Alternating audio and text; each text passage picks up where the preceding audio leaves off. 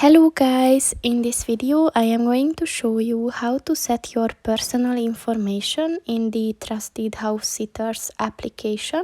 But first I just want to mention, don't forget to subscribe to my channel, because at 10,000 subscribers I am going to show you my whole YouTube revenue statistics and growth strategy, as well as how to make money online. Let's jump into it. First of all, open the application on your phone.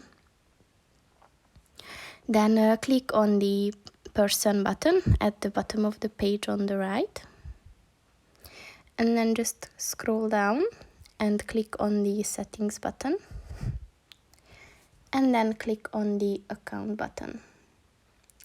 And here you can give your personal information, like your name, your surname, your email address, and also your phone number.